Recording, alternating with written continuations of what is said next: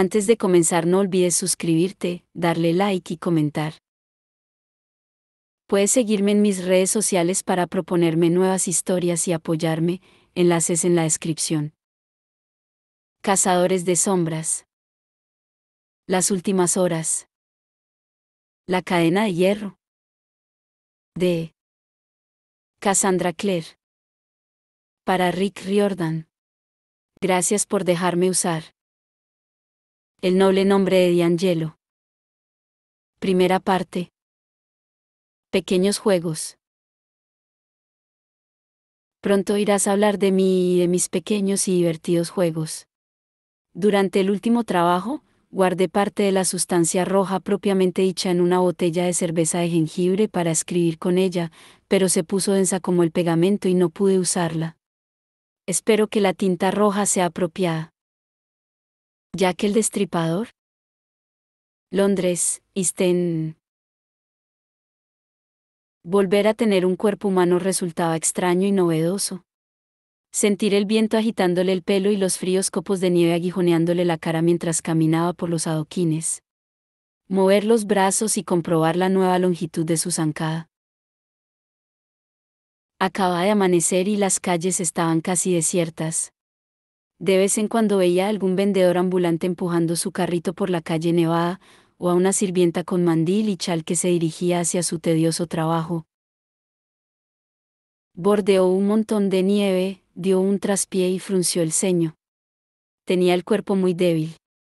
Necesitaba fuerza desesperadamente. Sin ella, no podría seguir. Una sombra oscura pasó delante de él. Un anciano con mono de trabajo y una gorra bien calada se metía en un callejón. Vio cómo se instalaba en una esquina y se apoyaba sobre la pared de ladrillo rojo. El anciano buscó en su raída chaqueta, sacó una botella de ginebra y le quitó el tapón. Él entró en el callejón silenciosamente. Los muros se levantaban a ambos lados e impedían que entrara la débil luz del sol. El hombre lo miró con ojos somnolientos. ¿Qué quieres? El cuchillo de Damas brilló en la penumbra. Entró una y otra vez en el pecho del hombre.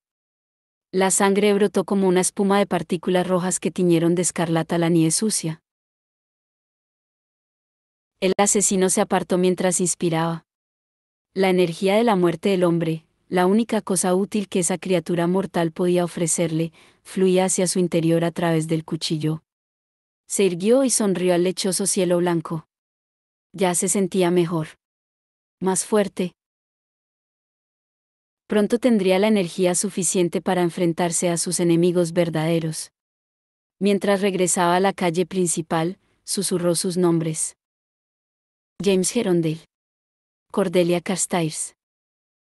Capítulo 1. La telaraña brillante. Inmóvil permanece, joven, mientras el mundo se hace viejo, y, delicadamente contemplativa de sí misma, hace que los hombres observen la red brillante que teje, hasta que corazón y cuerpo y vida en ella quedan presos. La rosa y la amapola son sus flores, pues. ¿Dónde podremos encontrar, oh, Lilith, aquel a quien no engañen tus fragancias, tu sutil beso y tus sueños tan dulces? Dante Gabriel Rossetti. La belleza del cuerpo.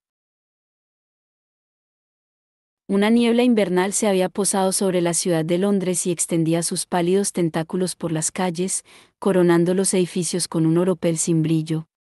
Lanzaba una palidez gris sobre los árboles desnudos mientras Lucy Herondale conducía su carruaje por el largo camino descuidado que llevaba a Chiswick House, cuyo tejado se alzaba entre la niebla como la cumbre del monte Himalaya entre las nubes.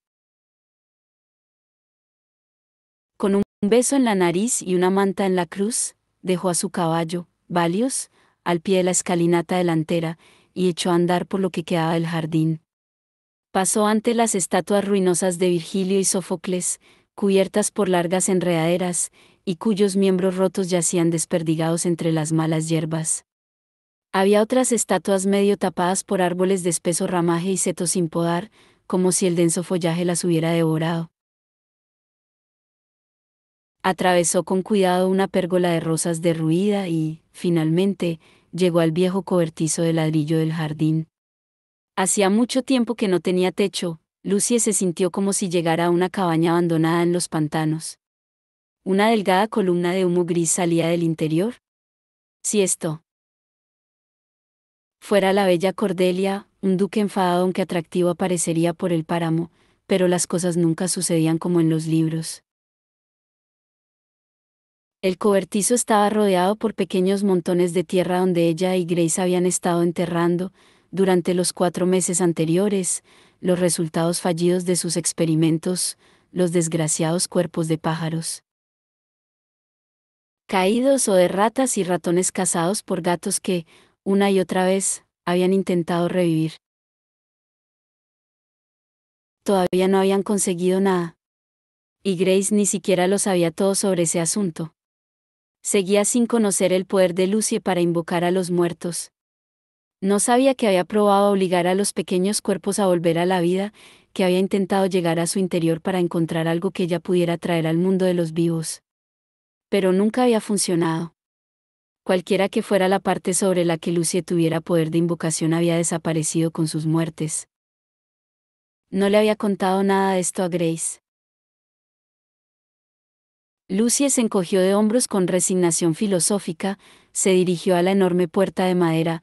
A veces se preguntaba cuál era el sentido de tener una puerta en una construcción sin techo, y dio una serie de golpecitos que formaban un código establecido: 1, 2, 1, 2. Al instante, oyó a alguien acercarse y girar la llave en el cerrojo, y la puerta se abrió. Grace Blackthorne estaba en la entrada, con el rostro fijo y serio. A pesar del tiempo nublado, el pelo, que llevaba suelto por los hombros, relucía de un plateado brillante. ¿Has venido? Pareció más sorprendida que complacida. Te dije que lo haría. Lucy pasó a su lado y entró. El cobertizo constaba de un solo espacio con suelo de tierra compactada, que en ese momento estaba parcialmente helada. Habían empujado una mesa contra el muro, bajo la espada de la familia Blackthorne, que colgaba de unos ganchos de hierro forjado toscamente. En la mesa, habían montado un laboratorio casero, se veían filas de alambiques y botellas de cristal, un mortero y una mano de almirez, y docenas de tubos de ensayo. Un surtido de cajas y latas, algunas abiertas y otras vacías, colocadas formando una pila, ocupaban el resto del espacio. Al lado de la mesa, había un fuego encendido directamente sobre el suelo y era la fuente del humo que salía por la parte superior sin tejado. La lumbre era extrañamente silenciosa y no salía de troncos de madera, sino de un montículo de piedras. Sus llamas verdosas se alzaban avariciosas, como si quisieran consumir el caldero de hierro que colgaba suspendido de un gancho.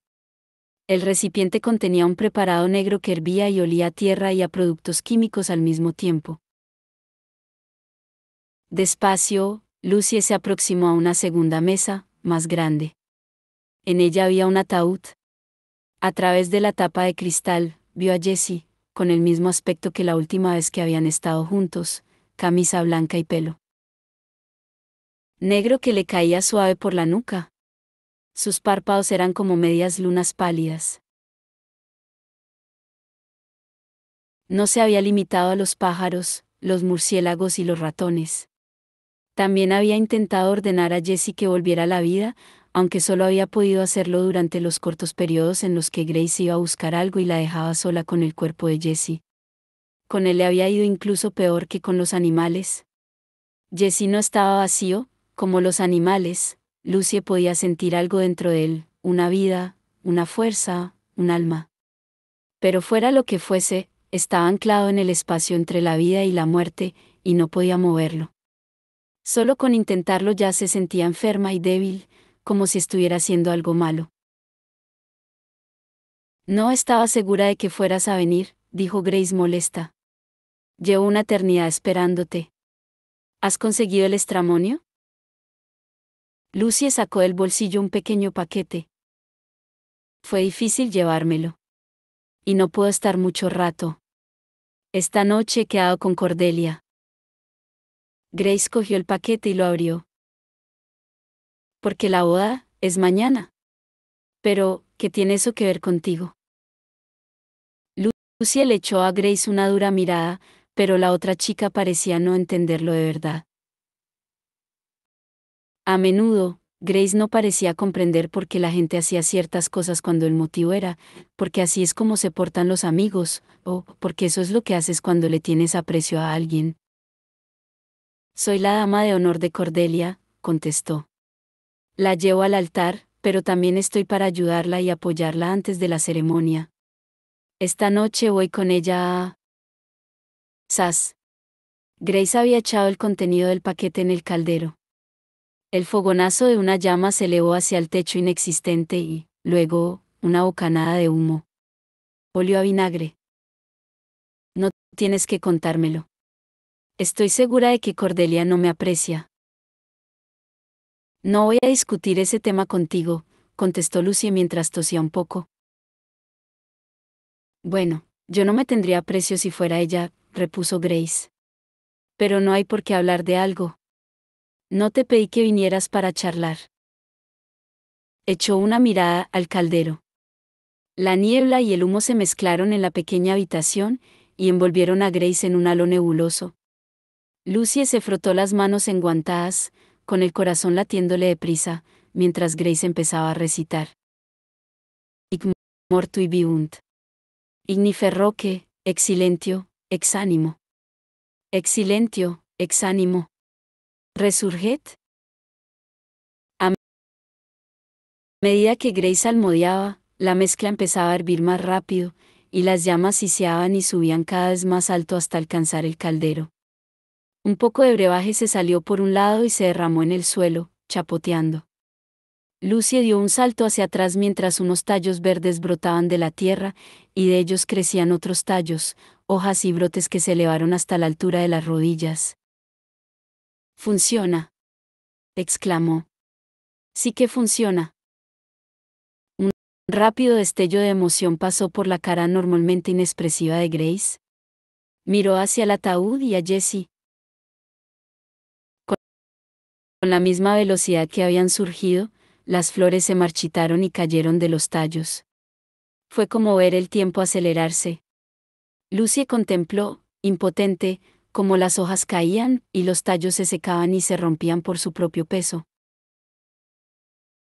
Grace permaneció inmóvil, con la vista clavada en las flores muertas del suelo. Miró hacia el ataúd, pero Jessie no se había movido. Por supuesto que no se había movido. El cuerpo entero de Grace mostraba su decepción. La próxima vez le pediré a Christopher muestras más frescas, dijo Lucy. O reactivos más potentes. Tiene que haber algo que no estamos haciendo bien.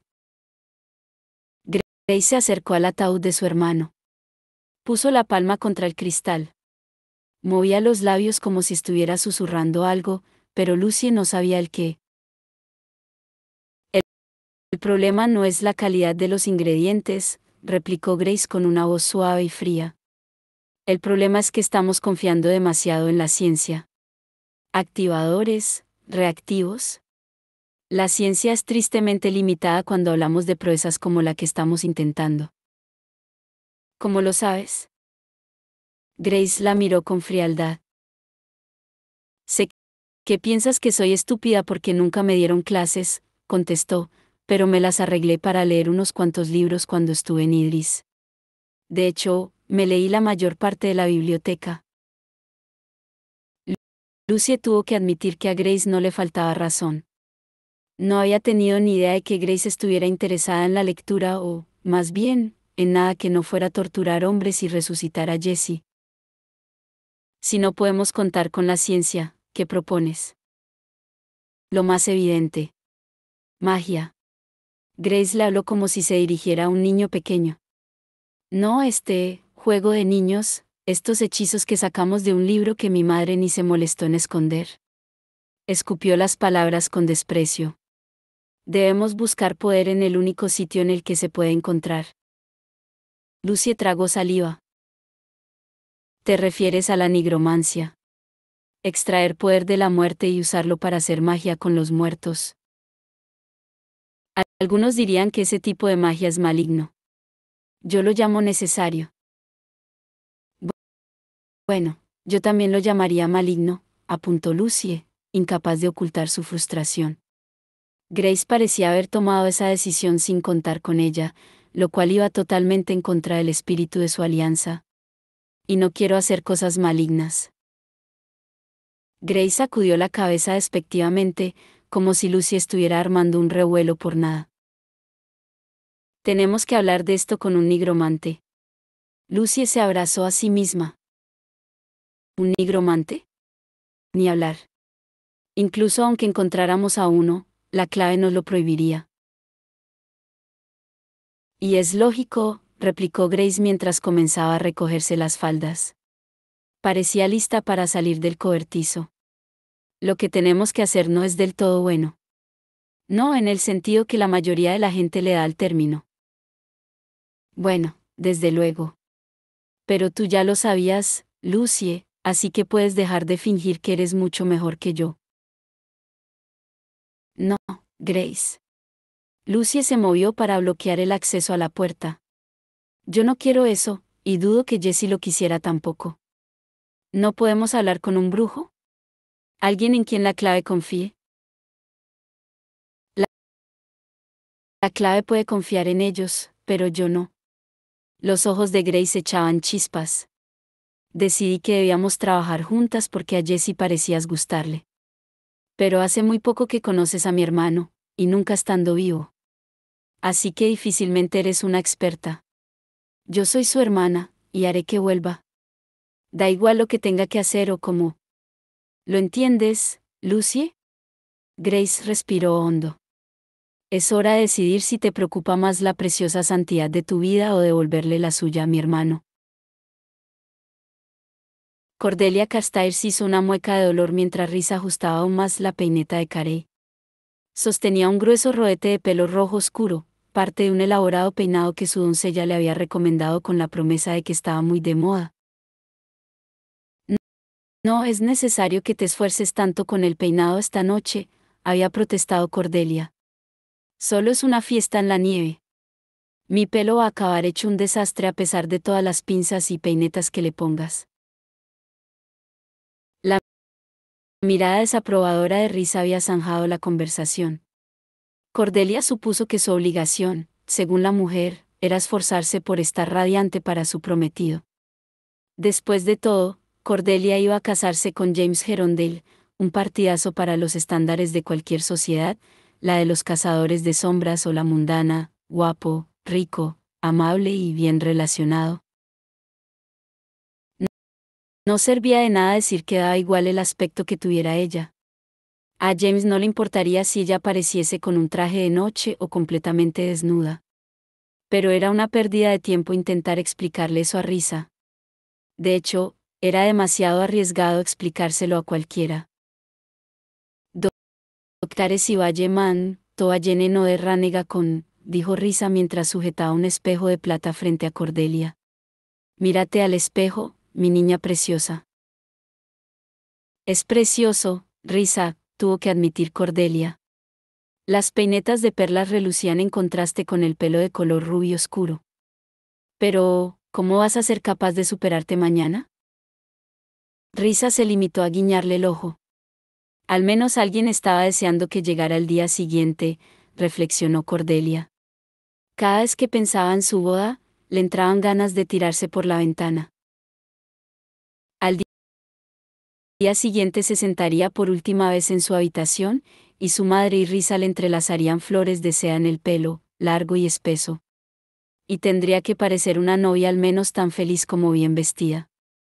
Y, si tenía suerte, la mayoría de los invitados a la boda estarían distraídos con su vestido. Al menos, eso esperaba. Risa le dio un pequeño toque en el hombro. Cordelia se enderezó obediente, y tomó una última y profunda bocanada de aire antes de que Risa le apretara los lazos del corsé, haciendo que el pecho se le elevara y la espalda se le estirara. Cordelia pensó irritada que la función del corsé era hacer consciente a la mujer, cada segundo, de que su forma difería del ideal imposible que la sociedad marcaba. Ya basta. Protestó cuando las varillas se le clavaron en la piel. Esperaba poder comer en la fiesta, ¿sabes? Risa puso los ojos en blanco. Cogió un vestido de terciopelo verde, lo levantó y Cordelia se metió en él. La mujer le metió las mangas, largas y estrechas, por los brazos, y ajustó el vaporoso encaje blanco en las muñecas y el cuello. Luego vino el proceso de abrochar cada uno de los diminutos botones que cubrían la espalda del vestido. Era muy ceñido, sin el corsé, Cordelia jamás habría entrado en él. El anillo gerondel, signo visible de su enlace, brilló en la mano izquierda cuando levantó el brazo para que Risa pudiera acomodarle a Cortana la espalda. Debería bajar ya, dijo Cordelia cuando Risa le entregó un pequeño bolso de seda y un manguito para calentarse las manos. James casi nunca llega tarde. Risa sintió brevemente, lo que, para ella, era el equivalente de un cálido abrazo de despedida. Era verdad, pensó Cordelia mientras se apresuraba escalera abajo. James casi nunca llegaba tarde. La tarea de un prometido era acompañar a su dama a las fiestas y cenas, conseguirle limonada y abanicos, y sacarla a bailar. James había cumplido tal cometido a la perfección.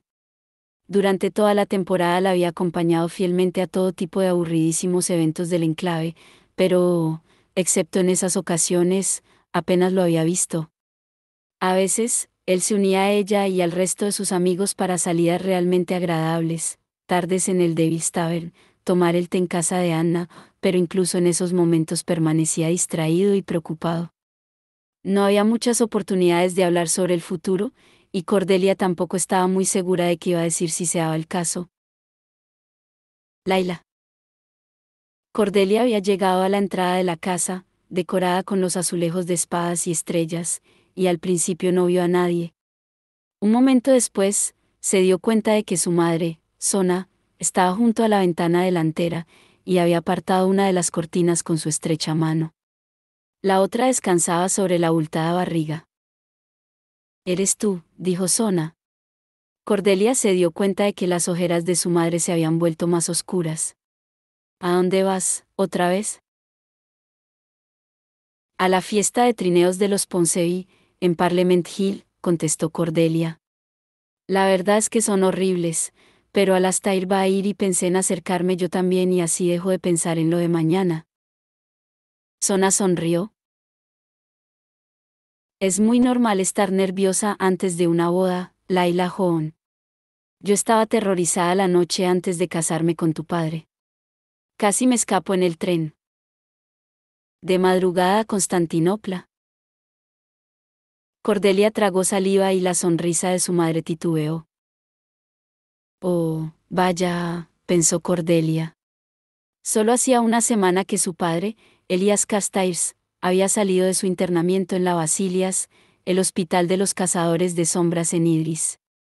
Había estado allí varios meses, mucho más de lo que habían esperado en principio, para curarse de su problema con el alcohol, un hecho que los otros 3 miembros de la familia Carstairs sabían pero nunca mencionaban. Habían esperado su vuelta a casa 5 días atrás. Pero lo único que recibieron fue una escueta carta desde Francia. Ninguna promesa de que estaría en casa para la boda de Cordelia. Era una situación muy desafortunada, y el hecho de que ni la madre de Cordelia ni su hermano estuvieran dispuestos a hablar de ella la hacía aún más desdichada. Cordelia respiró hondo. «Maman, sé que aún confías en que padre llegue a tiempo para la boda». «No es que confíe en que llegue a tiempo, es que sé que lo hará», replicó Sona. «Da igual lo que lo haya retrasado, no se perderá la boda de su única hija». A Cordelia le costó no sacudir la cabeza asombrada. ¿Cómo podía tener tal fe su madre? Su padre se había perdido un montón de cumpleaños, hasta la primera runa de Cordelia, debido a su enfermedad. Era una enfermedad que, al final, había hecho que lo arrestaran y lo enviaran a la Basilias en Idris. Se suponía que ya estaba curado, pero, por el momento, su ausencia no era muy buena señal. Se oyeron unas botas por la escalera y Alastair apareció en la entrada, con el pelo negro flotando. A pesar del ceño fruncido, estaba guapo con su nuevo abrigo de invierno de lana. Alastair, lo llamó Sona, ¿tú también vas a esta fiesta de trineos? No me han invitado. Eso no es verdad, Alastair, exclamó Cordelia, el único motivo por el que yo iba es porque tú también estarías. He decidido que, desafortunadamente, mi invitación se ha perdido en el correo, contestó Alastair con un gesto despectivo de la mano. Puedo entretenerme solo, madre. Algunos tenemos cosas que hacer y no podemos estar todo el día por ahí retosando. ¿De verdad? Vaya par, los riñó Sona meneando la cabeza. A Cordelia le pareció muy injusto. Ella se había limitado a corregir la mentira de Alastair. Sona se puso las manos en la parte baja de la espalda y suspiró. Debo hablar con Risa de algunas cosas para mañana. Aún queda mucho por hacer. Deberías estar descansando, recomendó Alastair mientras su madre se iba por el pasillo hacia la cocina. En cuanto estuvo fuera de su vista, Alastair se volvió hacia Cordelia con expresión enfadada. ¿Estaba esperando a padre? Preguntó en un susurro. ¿Todavía? ¿Por qué se atormenta así? Cordelia se encogió de hombros, desesperanzada. ¿Lo ama? Alastair hizo un sonido muy poco elegante. Chi. Coamargan BD, dijo, y Cordelia pensó que eso era muy grosero. El amor no siempre tiene sentido, replicó ella, y, ante esto, Alastair apartó la vista a toda prisa. Llevaba meses sin mencionar a Charles en presencia de Cordelia, y aunque había recibido cartas con la cuidadosa caligrafía de Cordelia había encontrado más de una en el cubo de la basura sin abrir. Tras un momento, añadió, aún así, ojalá enviara al menos un mensaje diciendo que no le pasa nada, por el bien de madre. Volverá cuando le parezca. Y será en el peor momento posible, si lo conozco bien. Cordelia acarició la suave lana de cordero de su manguito con un dedo. ¿No quieres que vuelva, Alastair? La mirada de Alastair era opaca. Había pasado años protegiendo a Cordelia de la verdad, inventando excusas para los episodios de enfermedad de su padre y sus constantes ausencias. Hacía algunos meses que Cordelia había descubierto el coste emocional de las intervenciones de Alastair, las cicatrices invisibles que él se esforzaba diligentemente por ocultar. Parecía a punto de contestar cuando se oyó el eco de unos cascos de caballo a través de la ventana, el galope amortiguado por la nieve que aún caía. La forma oscura de un carruaje se detuvo junto a la farola delante de la casa. Alastair apartó la cortina y frunció el ceño. Es el carruaje de los Fairchild, informó. ¿Es que James no puede molestarse en recogerte él mismo y manda a su parabatalla a hacer su trabajo? Eso no es justo, replicó Cordelia molesta, y lo sabes. Alastair dudó. Supongo. Gerondel ha cumplido bastante bien con sus obligaciones. Cordelia observó a Matthew Fairchild saltar con ligereza del carruaje. No pudo evitar sentir un ramalazo de miedo, y si James había entrado en pánico. ¿Y había enviado a Matthew para romper con ella la noche antes de la boda? No, no seas ridícula, se dijo con firmeza. Matthew se acercó a la escalinata principal silbando. El suelo estaba blanco por la nieve y se veían huellas de botas. Los hombros del gabán con cuello de piel de Matthew ya mostraban algunos copos. Los cristales de nieve le brillaban en el pelo rubio, y tenía los altos pómulos enrojecidos por el frío. Parecía un ángel de Caravaggio espolvoreado de azúcar por la nieve. Seguro que si tuviera malas noticias, no llegaría silbando. Cordelia abrió la puerta y se encontró a Matthew delante, dando golpes con los pies en el suelo para quitarse la nieve de sus botas Balmoral. Hola, querida, saludó a Cordelia. He venido para llevarte a una gran colina que ambos descenderemos montados en unos trozos de madera desvencijados y fuera de control. Cordelia sonrió. Suena maravilloso. ¿Qué haremos después? Por extraño que parezca, contestó Matthew, subiremos de nuevo hasta la cima de la colina para descender otra vez. Es algún tipo de manía relacionada con la nieve, por lo visto. ¿Dónde está James? Lo interrumpió Alastair. Ya sabes, el que tenía que estar aquí de vosotros dos. Matthew miró a Alastair con desagrado. Cordelia tuvo la habitual sensación de que el corazón se le encogía. Así eran las cosas cada vez que Alastair se relacionaba con cualquiera de los alegres compañeros. De repente, hacía unos pocos meses, todos ellos se habían vuelto aún mucho más hostiles con Alastair, y ella no tenía ni idea de cuál era el motivo. No se atrevía a preguntar. James ha tenido que ocuparse de unos asuntos importantes. ¿Qué asuntos? Preguntó Alastair. No es asunto tuyo, contestó Matthew, visiblemente encantado con su juego de palabras. Me lo has puesto en bandeja, ¿eh? Los ojos negros de Alastair destellaron. Más te vale no meter a mi hermana en líos, Fairchild, lo advirtió.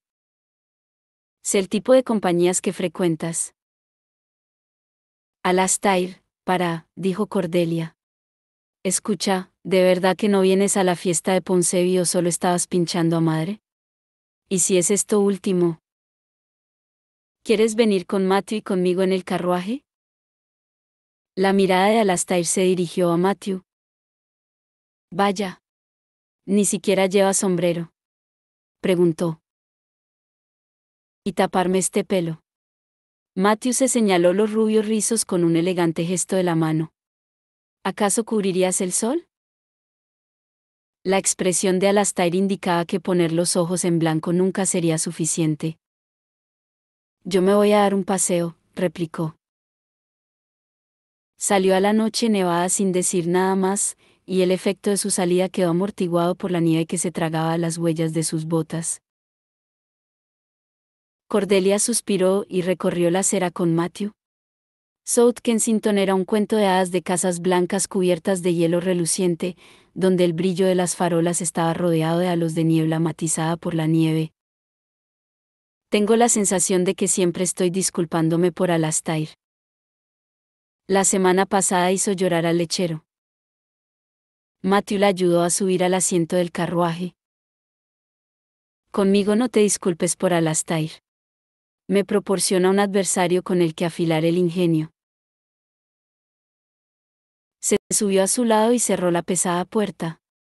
Al interior del carruaje, forrado de seda, se le habían añadido unos suaves cojines y cortinas de terciopelo en las ventanillas para que resultase más acogedor.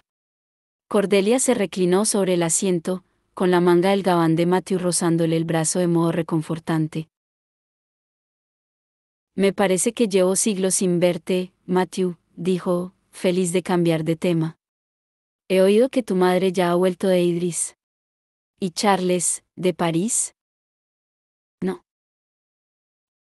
Como cónsul, la madre de Matthew, Charlotte, estaba muchas veces fuera de Londres.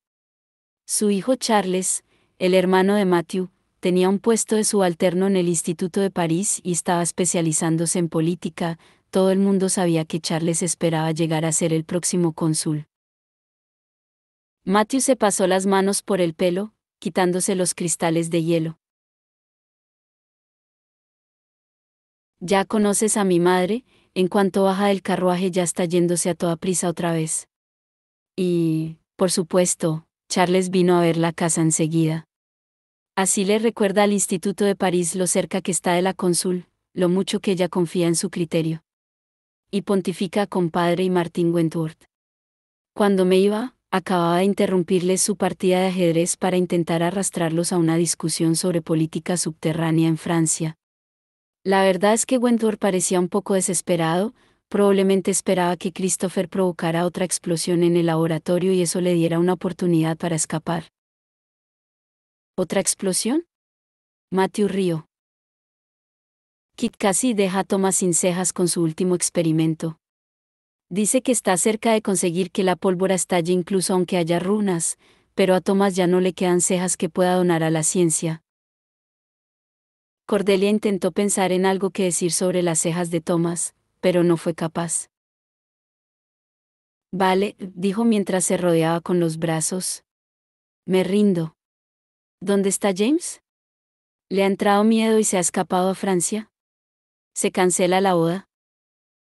Matthew sacó una petaca plateada del abrigo y tomó un trago antes de responder. Estaba intentando ganar tiempo. Cordelia pensó que parecía un poco preocupado, aunque la preocupación y Matthew eran cosas que no solían ir juntas. Me temo que es culpa mía, admitió. Bueno, a decir verdad, mía y de los demás alegres compañeros. En el último minuto, decidimos que no podíamos dejar que James se casara sin organizarle una fiesta, y yo tengo que encargarme de que tú no sepas nada de los escandalosos planes. Cordelia sintió una oleada de alivio. James no iba a abandonarla. Claro que no. Nunca haría eso. Era James. Se puso firme. Puesto que acabas de decirme que los planes serán escandalosos, ¿no has fallado en tu misión? Para nada. Matthew tomó otro trago de la petaca antes de guardársela en el bolsillo. Yo solo te he dicho que James va a pasar la víspera de su noche de bodas con sus amigos. Por lo que a ti respecta, están bebiéndote y estudiando la historia de las hadas en Bavaria. Se supone que tengo que asegurarme de que no pienses otra cosa. Cordelia no pudo evitar sonreír. ¿Y cómo planeas hacer eso? Acompañándote a tus propios planes escandalosos, por supuesto. No habrás pensado que de verdad íbamos a ir a la fiesta de Poncey, ¿no? Cordelia apartó la cortina de la ventanilla del carruaje y miró hacia la noche. En vez de ver las calles con árboles de Kensington, cubiertas con la nieve invernal, contempló el límite exterior del West End. Las estrechas calles estaban cubiertas de una niebla densa y llenas de gente que hablaban un montón de idiomas distintos y se calentaban las manos con fuegos encendidos en bidones de aceite. ¿El Soho? Preguntó con curiosidad. ¿Qué? ¿El Ruelle Infierno? Matthew enarcó una ceja. ¿Dónde si no?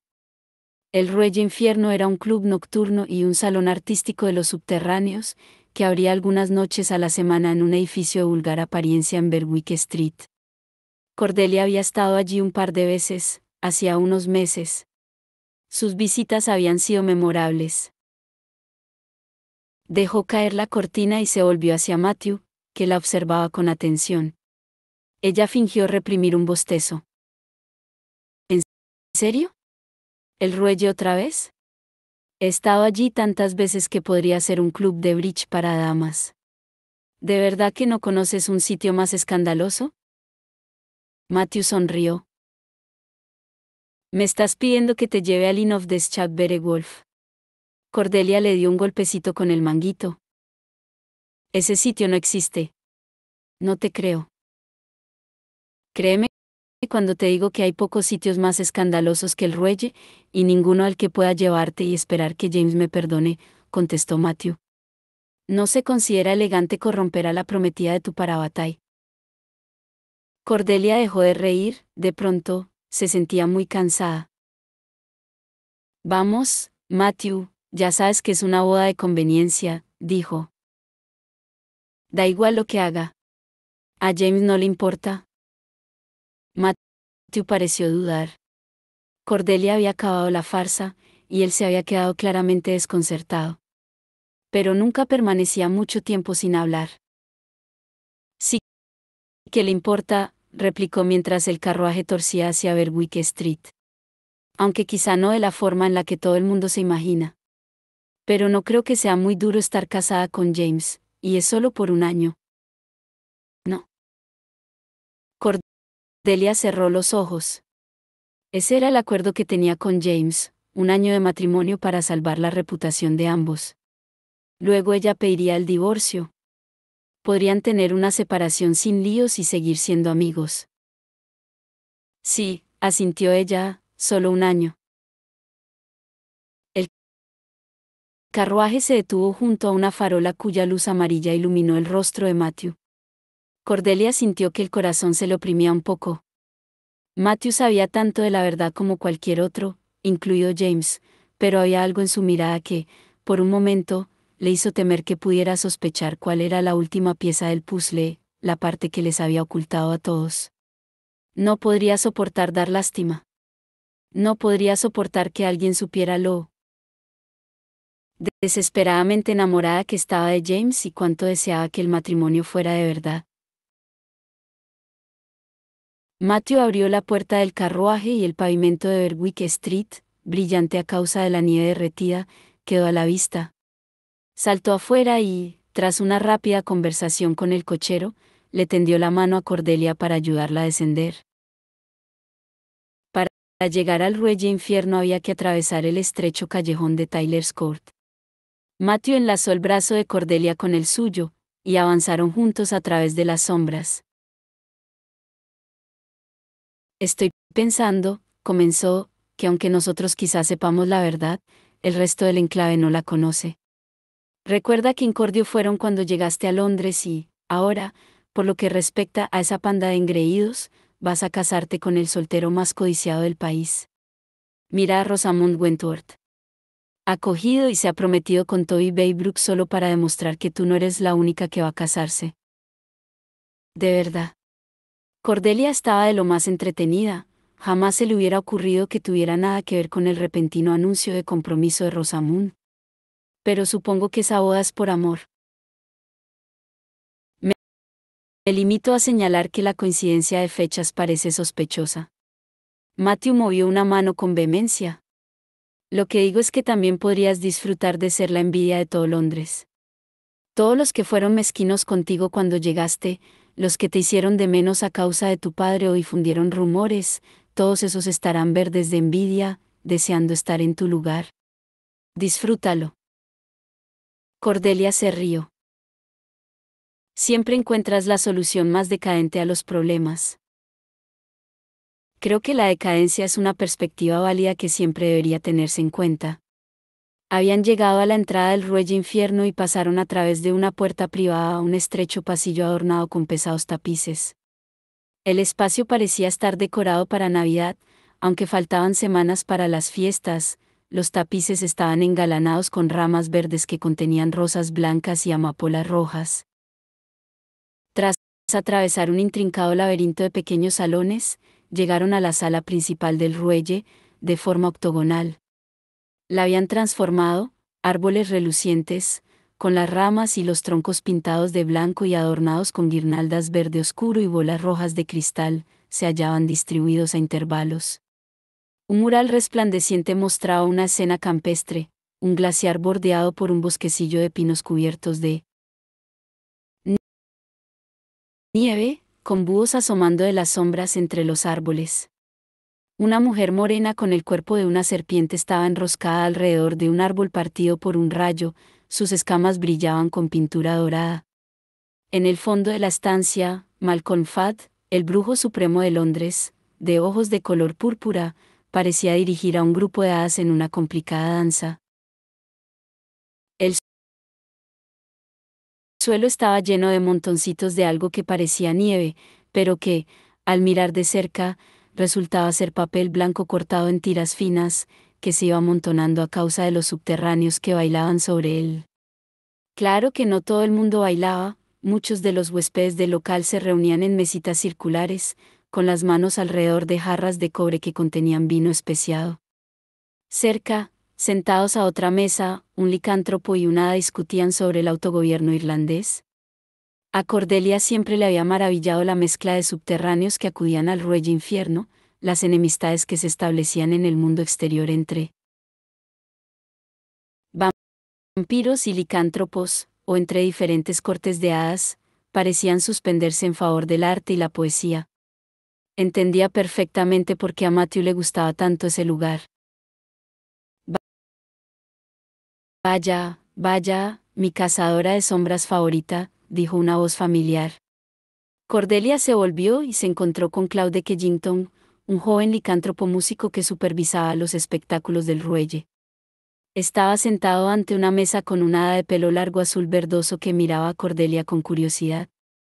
Veo que has traído a Fairchild, añadió Killington. Convéncelo para que sea más divertido, de acuerdo. Nunca baila. Claude, soy crucial para tus artistas, repuso Matthew, soy el elemento que no puede faltar, el público ansioso. Bueno, tráeme más artistas como esta, contestó Claude señalando a Cordelia, si es que conoces alguna. Cordelia recordó la actuación que había impresionado tanto a Kensington. Había hecho un baile tan escandaloso en el escenario del Ruelle que hasta ella misma se había quedado impresionada. Intentó no ponerse roja, sino aparentar ser el tipo de chica sofisticada que, en un abrir y cerrar de ojos, podía ponerse a bailar como Salomé. Señaló la decoración. ¿Así que en el Ruelle se celebra la Navidad? No exactamente, dijo una voz. Cordelia se volvió y vio a Hypatia Vex, la encargada del Ruelle Infierno. Aunque el lugar pertenecía a Malcolm Fat, era Hypatia la que se encargaba de invitar a la clientela. Si ella no aceptaba a alguien, ese alguien jamás podría cruzar la puerta.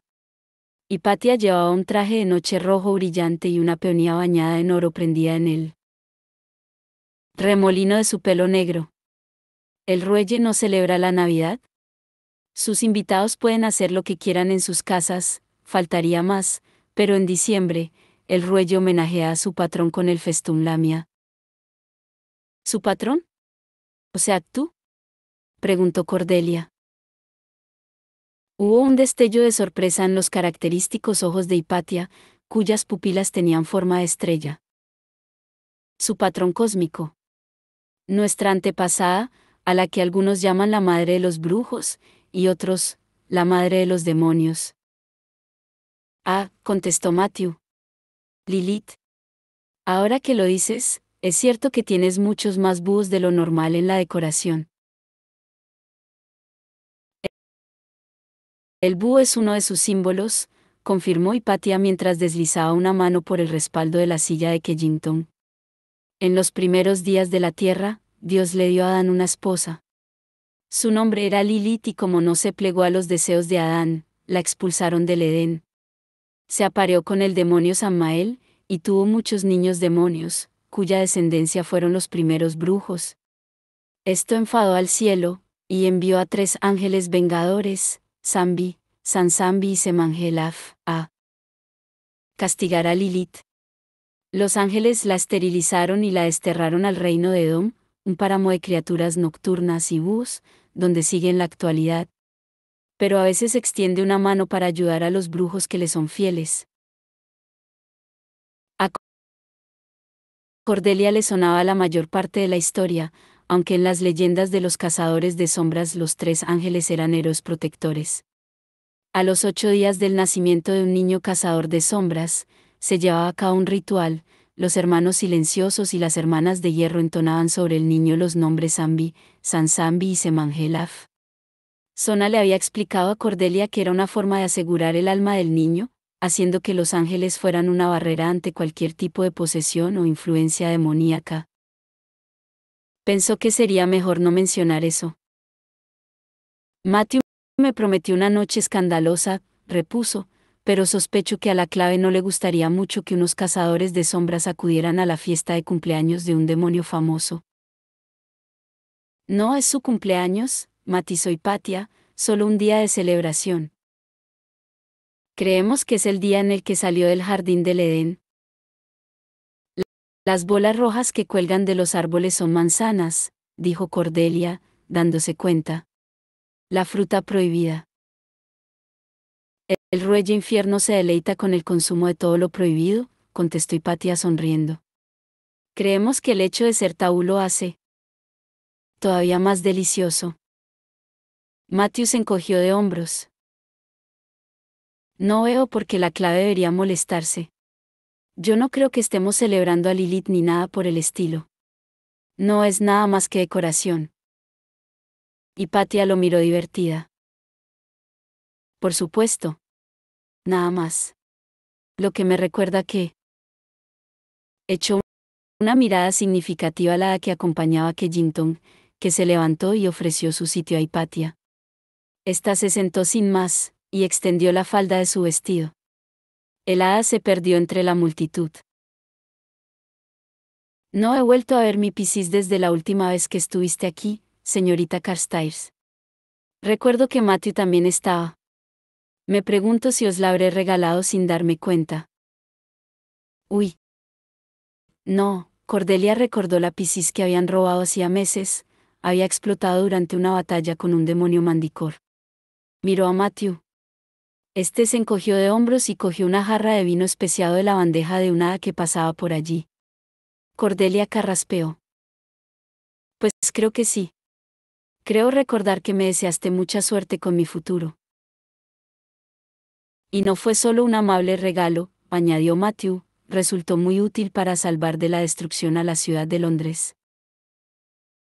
Sí, confirmó Cordelia. Imprescindible. Una ayuda absolutamente necesaria para evitar un desastre total. Señor Fairchild, es usted una mala influencia para la señorita Carstairs. Está empezando a desarrollar una preocupante cara dura. Hipatia se volvió hacia Cordelia y sus ojos de estrella eran inescrutables. Debo decir que estoy un poco sorprendida de verte esta noche. Habría esperado que una cazadora de sombras a punto de casarse quisiera pasar la última velada antes de su matrimonio afilando sus armas o practicando decapitaciones. Cordelia empezó a preguntarse por qué Matthew la habría llevado al ruelle. Nadie quería pasar la noche previa a su boda aguantando las burlas de brujos arrogantes, por muy interesante que fuera la decoración del lugar. No soy una novia corriente, se limitó a contestar. Hipatia sonrió. Lo que tú digas, concedió. Creo que hay unos cuantos invitados esperándote. Cordelia echó un vistazo a la sala y, sorprendida, vio a dos personas conocidas sentadas a una mesa. Anna Lightwood, espléndida como siempre, en una entallada levita y con polainas azules, y Lucie Gerondale, elegante y muy guapa con un vestido color hueso con pedrería azul, y saludándola enérgicamente. ¿Las has invitado tú? Le preguntó a Matthew, que había vuelto a sacar la petaca. Se la llevó a los labios, hizo una mueca al encontrársela vacía, y la volvió a guardar en el bolsillo. Tenía los ojos vidriosos. Sí, contestó, yo no puedo quedarme porque tengo que ir a la fiesta de James, y quería asegurarme de que estuvieras en buena compañía. Tienen instrucciones de bailar y beber contigo toda la noche. Que te diviertas. Gracias. Cordelia se inclinó para besar a Matthew en la mejilla, olía a clavo y brandy, pero este volvió la cara en el último momento y el beso de ella le rozó los labios. Se apartó inmediatamente y vio a Killington e Hipatia mirándola suspicaces. Antes de que te vayas, Fairchild, veo que tienes la petaca vacía, dijo Killington, acompáñame al bar y haré que te la rellenen con lo que quieras. Miraba a Matthew con una expresión curiosa, un poco parecida a la forma en la que la había mirado a ella, después de su baile. Una especie de mirada hambrienta. Nunca he sido de los que declinan la oferta de, lo que quieras, contestó Matthew, dejándose llevar por Killington. Cordelia pensó en ir tras él, pero decidió que no, y, además, Anna le estaba haciendo gestos para que se uniera a ellas a la mesa. Dejó a Hipatia y estaba a mitad de camino cuando vio algo en las sombras que le llamó la atención, dos figuras masculinas muy juntas. Sorprendida, se dio cuenta de que eran Matthew y Killington. Matthew estaba apoyado contra la pared, Killington, el más alto de los dos, se inclinaba sobre él. Killington alzó la mano para acariciarle la nuca a Matthew, con los dedos hundidos en los suaves cabellos. Cordelia vio que Matthew negaba con la cabeza justo cuando más bailarines se unían a los que ya estaban en la pista de baile, impidiéndole verlos. Cuando estos se apartaron, Matthew se había ido y Killington, con aspecto molesto, cruzaba la sala de vuelta hacia Hipatia. Cordelia se preguntó por qué le había extrañado aquello, si sabía perfectamente que a Matthew le gustaban tanto los hombres como las mujeres, y estaba soltero, sus decisiones eran cosa suya. Aún así, ¿había algo en Killington que le incomodaba? Esperaba que Matthew tuviera cuidado. De pronto, alguien le puso la mano en el brazo. Se volvió automáticamente y se encontró a una mujer ante ella, el hada que había estado en la mesa con Killington. Llevaba un vestido de terciopelo esmeralda y un collar de piedras azules brillantes. Disculpa la intromisión, le dijo sin aliento, como si estuviera nerviosa. ¿Eres la chica que bailó aquí hace unos meses? Sí, respondió Cordelia cauta. Sí, eso creía, dijo el hada, que tenía una cara pálida y voluntariosa. Me gustó mucho lo que hiciste. Y tu espada, claro. ¿Me equivoco al pensar que el arma es la mismísima Cortana? Murmuró esta última parte, como si hiciera falta valor solo para nombrarla. No, contestó Cordelia. Es falsa. Es solo una imitación muy bien hecha. El hada la miró durante unos instantes, y luego estalló en carcajadas. Muy bien. Respondió. A veces se me olvida que los humanos bromean, es como una mentira, ¿no? Pero para hacer gracia. Cualquier hada auténtica reconocería el trabajo de Bailan del herrero. Observó la espada con admiración. Si me permites decirlo, Bailan es el metalista vivo más grande de las Islas Británicas. Cordelia se quedó pasmada. Vivo. Repitió. ¿Me estás diciendo que Bailan el herrero sigue vivo? Pues claro. Respondió el hada mientras daba un par de palmadas, y Cordelia se preguntó si estaría a punto de revelarle que Bailan del herrero era, de hecho, el trasgo borracho que estaba en la esquina con una pantalla de lámpara en la cabeza. Pero solo añadió, nada de lo que ha hecho en los últimos siglos ha pasado por manos humanas, pero se dice que aún maneja su forja, debajo de un túmulo en los Downs de Berkshire. No me digas, contestó Cordelia, intentando llamar la atención de Anna para que la rescatara, qué interesante. Si estás interesada en conocer al creador de Cortana, podría llevarte. Pasado el gran caballo blanco y bajo la colina. Por solo una moneda y la promesa de... No, replicó Cordelia con firmeza. Quizá fuera tan ingenua como la clientela del lugar pensaba, pero hasta ella sabía cuál era la respuesta correcta a una que intentaba hacer un trato, alejarse. Disfruta de la fiesta, le dijo, yo tengo que irme. Mientras Cordelia se volvía dispuesta a marcharse, oyó que la mujer decía algo en voz baja.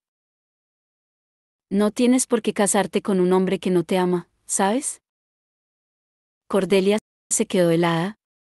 La miró por encima del hombro, el hada la observaba con una expresión seria, tensa y vigilante, sin rastro de la dulzura de hacía un momento. Hay otros caminos, añadió, yo podría ayudarte. Cordelia borró toda expresión de su rostro. Mis amigas me están esperando, repuso, y se fue con el corazón latiéndole con fuerza. Se dejó caer en una silla frente a Anna y Lucie. Estas la saludaron alegremente, pero ella tenía la cabeza en otra cosa. Un hombre que no te ama. ¿Cómo podía saber eso aquella? Daisy. La llamó Anna. Haz el favor de prestar atención. Estamos ocupándonos de ti. Bebía un pálido champán en una copa estrecha, y con un leve movimiento de dedos hizo que apareciera otra, que tendió a Cordelia. ¡Hurra! Exclamó Lucy encantada, antes de volver a ignorar por completo su sidra y a sus amigas y dedicarse a garabatear furiosamente en una libreta y observar lo que pasaba a pocos metros de su sitio. ¿Te han visitado las musas? Preguntó Cordelia. Su corazón estaba empezando a serenarse. Se dijo con convicción que el hada solo había dicho tonterías. Seguro que había oído a Hipatia hablarle sobre su boda y había decidido jugar con las inseguridades habituales de cualquier novia. ¿A quién podría no preocuparle que el hombre con quien va a casarse no la amase? En el caso de Cordelia eso era cierto, pero cualquiera temería lo mismo, y las hadas se aprovechaban de los miedos de los mortales. No significaba nada, no había sido más que un intento para conseguir de ella lo que ya le había pedido antes, una moneda y una promesa. Lucie movió una mano manchada de tinta para atraer su atención. Aquí hay muchísimo material, dijo. ¿Has visto que Malcolm Fad está allí? Me encanta su abrigo.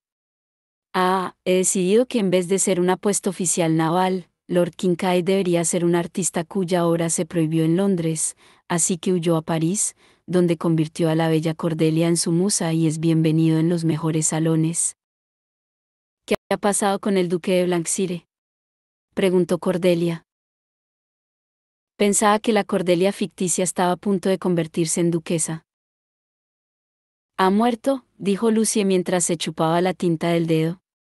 Una cadena dorada le brillaba alrededor del cuello. Llevaba varios meses con el mismo sencillo medallón de oro. Cuando Cordelia le había preguntado por él, Lucie había dicho que era una antigua reliquia familiar que supuestamente traía buena suerte. Cordelia aún podía recordar su presencia, un destello dorado en la oscuridad, la noche en la que James había estado a punto de morir por el veneno del demonio en el cementerio Highgate. No recordaba haber visto a Lucie con el medallón antes de eso. Suponía que podía haber interrogado a Lucie con más insistencia, pero cuando ella misma se guardaba secretos que no compartía con su parabatay, difícilmente podía insistir en saberlos de Lucie, sobre todo en relación con algo tan pequeño como un medallón. Suena a tragedia, comentó Anna, observando cómo su champán reflejaba la luz. Oh, no lo es, contestó Lucie. No quería que la Cordelia de ficción estuviera atada a un solo hombre. Quería que tuviera aventuras. No es exactamente el tipo de planteamiento que una esperaría en vísperas de una boda, comentó Anna, pero, en cualquier caso, lo aplaudo. Porque una espera que sigas teniendo aventuras después de casarte, Daisy. Sus ojos azules chispearon mientras levantaba su copa para un brindis. Lucy elevó su jarra. Por el fin de la libertad. Por el principio de un divertido cautiverio. Tonterías, contradijo Anna, el matrimonio de una mujer es el principio de su liberación, Lucy. ¿Y cómo es eso?, preguntó Cordelia. A una mujer soltera, la sociedad la ve como alguien en un estado transitorio y temporal en el que no está casada, pero espera estarlo en cualquier momento, explicó Anna. Sin embargo, una mujer casada puede flirtear con quien quiera sin dañar su reputación. Puede viajar con libertad. Para ir a mi casa o para salir de ella, por ejemplo. Lucy abrió mucho los ojos, perpleja. ¿Estás diciendo que algunas de tus amantes eran damas que ya estaban casadas?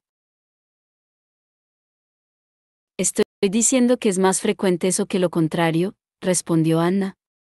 Es simple, una mujer casada tiene más libertad para hacer lo que quiera. Una joven soltera apenas puede salir de casa sin que la acompañen. Una casada puede ir de compras, ir a conferencias, quedar con amigas. Tiene un montón de excusas para estar fuera de casa, siempre y cuando lleve un sombrero favorecedor. Cordelia se rió. Anna y Lucie siempre conseguían animarla. ¿Y a ti te gusta una mujer con un sombrero favorecedor? Anna levantó un dedo. Una mujer que sabe elegir un sombrero que la favorece, es muy probable que haya prestado atención a cada capa de su atuendo. ¡Qué sabia reflexión!, dijo Lucie. ¿Te importa si la pongo en la novela? Es justo el tipo de cosa que diría Lord Kincaid. Como quieras, bonita, contestó Anna, ya me has robado la mitad de mis mejores frases. Dejó vagar la mirada por la estancia. ¿Habéis visto a Matthew con Kensington? Espero que eso no empiece otra vez.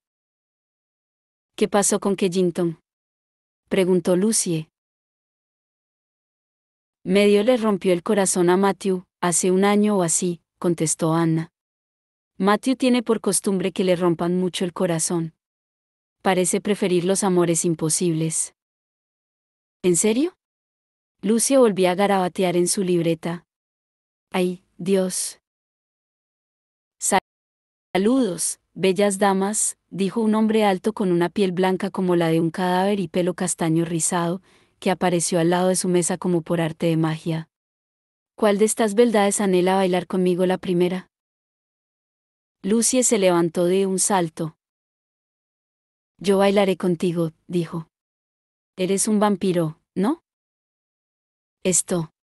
Sí. Estupendo. Bailaremos, y me contarás todo sobre el vampirismo. Acosas a las mujeres bellas por las calles de la ciudad con la esperanza de robarles un sorbo de su sangre gentil.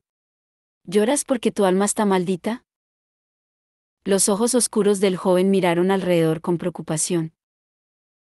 La verdad es que yo solo quería bailar el vals, dijo, pero Lucy ya lo había agarrado y lo arrastraba hacia la pista. La música subió de volumen, y Cordelia chocó su copa con la de Ana mientras ambas se reían. Pobre Edwin, comentó Ana mirando a los bailarines. Se pone nervioso incluso en los mejores momentos. Ahora, Cordelia, te ruego que me cuentes todos los detalles de los planes de boda, y yo pediré champán frío para las dos.